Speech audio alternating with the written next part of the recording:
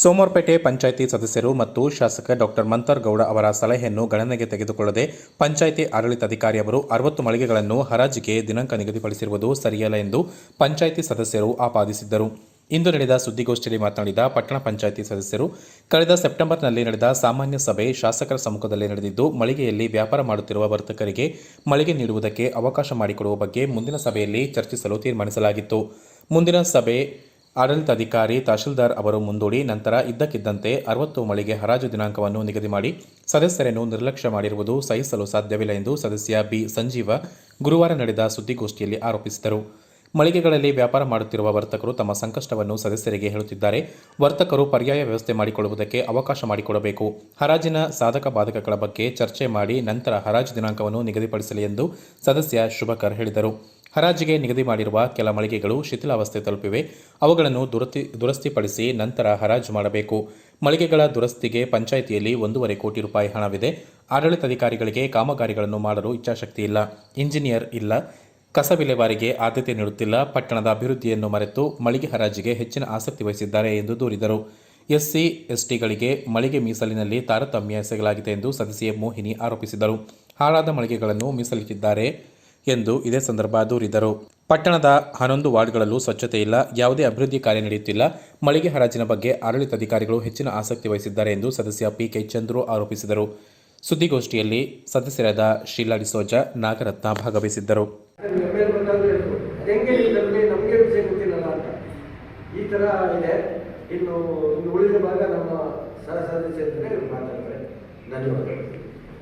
ಏನ್ ಮಾಡ್ಬೇಕು ಅಂತ ಇವಾಗ ಏನ್ ಮಾಡ್ಬೇಕು ಅಂತ ಯಾವ್ದಾಯ್ತು, ನೆಕ್ಸ್ಟ್ ಫರ್ದರ್ ಏನು ಅಂತ ನಿಮ್ದು ಡಿಮ್ಯಾಂಡ್ಸ್ ಏನಿದೆ ಅಂತ? ನಮ್ಮ ಡಿಮ್ಯಾಂಡ್ಸ್ ಇಷ್ಟೇ.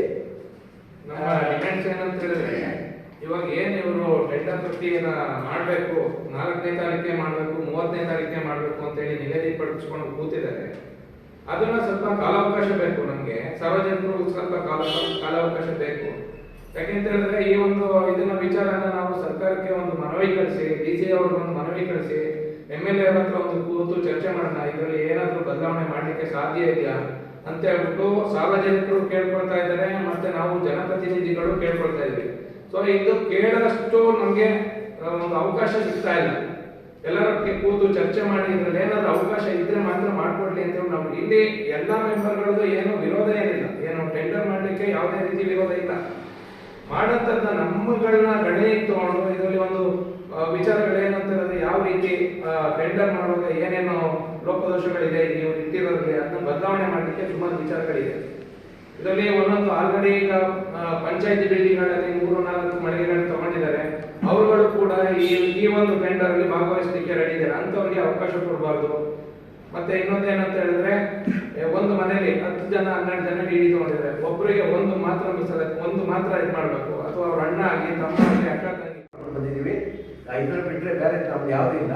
ಇದರಲ್ಲಿ ನಮಗೆ ತುಂಬಾ ಅನಾನುಕೂಲ ಆಗಿದೆ. ಆದರೂ ಕೋವಿಡ್ ಟೈಮಲ್ಲಿ, ಬೇರೆ ಟೈಮಲ್ಲಿ, ಬರ ಬಂದಾಗ, ಬ್ಲಡ್ ಬಂದಾಗ ಎಲ್ಲ ಥರದ್ದು ನಾವು ಸಂಕಷ್ಟ ಅನುಭವಿಸಿದ್ದೀವಿ. ಎಲ್ಲ ನಾವು ಅವರಿಗೆ ಪಂಚಾಯತಿಯವರಿಗೆ 1 ರೂಪಾಯಿ ಬಾಕಿ ಮಾಡೋದಕ್ಕೆ ಬಾಡಿಗೆ ಕಟ್ಕೊಂಡು ಬಂದಿದ್ದೀವಿ. ಕಟ್ಟೋದು 10 ದಿವಸ 15 ದಿವಸ ಲೇಟ್ ಆಗಿರ್ಬೋದು, ಆದರೆ ಎಲ್ಲ ಕಟ್ಟಿದ್ದೀವಿ. ನಮಗೆ ಒಂದು ಮುಂದುವರಿಸ್ಕೊಟ್ರೆ ನಮಗೆ ಜೀವನ ಮಾಡೋಕ್ಕೆ ಒಂದು ದಾರಿ ಕೊಟ್ಟಂಗೆ ಆಗುತ್ತೆ.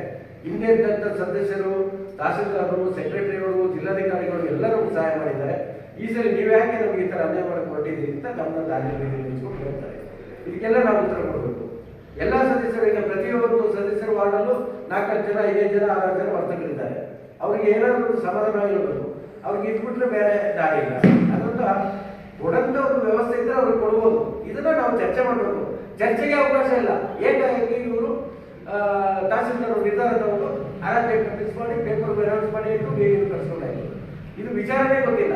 ಅದಕ್ಕೋಸ್ಕರ ನಾವೇನ್ ಮಾಡ್ತಾ ಇದ್ದೀವಿ, ಒಂದು ಅವಕಾಶ ಕೊಡಿ, ಸ್ವಲ್ಪ ದಿನಗಳ ಕಾಲ ಅವಕಾಶ ಕೊಡಿ. ನಾವೆಲ್ಲ ಇದನ್ನೆಲ್ಲ ಚರ್ಚೆ ಮಾಡಿಕೊಂಡು ಒಂದು ದಿನ ನಿಗದಿ ಮಾಡಿಕೊಂಡು ಇದು ಮಾಡೋಣ. ಲಾಸ್ಟ್ ಮೊನ್ನೆ ಮೀಟಿಂಗ್ ಆದಾಗಲೂ ಅಷ್ಟೇ, ಜಿಲ್ಲಾಧಿಕಾರಿ ಅವರಿಗೆ ಒಂದು ಮನವಿ ಮಾಡಿ ಇದೆಲ್ಲ ರಿಕ್ವೆಸ್ಟ್ ಲೆಟರ್ನ ಕಳಿಸಿ ಅವರಿಂದ ಏನು ಉತ್ತರ ಬರ್ತದೆ ಅದಾದ್ಮೇಲೆ ಡಿಸೈಡ್ ಮಾಡೋಣ ಅಂತೇಳಿ ಹೇಳಿದ್ರು ಕೂಡ ನಮ್ಮ ಆಡಳಿತಾಧಿಕಾರಿ ಅವರು, ಮುಖ್ಯಾಧಿಕಾರಿ ಅವರು ತುಂಬಾ ಮುತುವರ್ಜಿ ವಹಿಸಿ 4ನೇ ತಾರೀಕಿಗೆ ಯಾರು ಏನೇ ಮಾಡಿದ್ರು ಸಮೇತ ನಾವು ಟೆಂಡರ್ನ ಮಾಡೇ ಮಾಡ್ತೀವಿ ಅಂತೇಳಿ ಹಠ ಹಿಡಿದು ಕೂತಿದ್ದಾರೆ.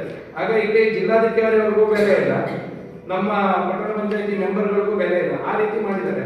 ಒಂದು ಟೋಟಲ್ ಆಗಿ ಒಂದು ಟೌನ್ ಅಲ್ಲಿ ಒಂದು ಗೊಂದಲ ಸೃಷ್ಟಿ ಮಾಡಿದ್ದಾರೆ ಇವರು. ನಮ್ಮ ಸಾರ್ವಜನಿಕರಿಗೂ ಮೆಂಬರ್ಗಳಿಗೂ ಏನೋ ಒಂದು ಗೊಂದಲ ಮೂಡೋ ರೀತಿ ಇವರು ಏಕಾಏಕಿ ಒಂದು ನಿರ್ಧಾರ ತಗೊಂಡು ಇದು ಮಾಡಿದ್ದಾರೆ. ದಯವಿಟ್ಟು ಅದನ್ನೆಲ್ಲ ಪರಿಶೀಲನೆ ಮಾಡಿ ಒಂದ್ ಸ್ವಲ್ಪ ಕಾಲಾವಕಾಶ ಕೊಡಬೇಕು ಅಂತ ಹೇಳ್ಬಿಟ್ಟು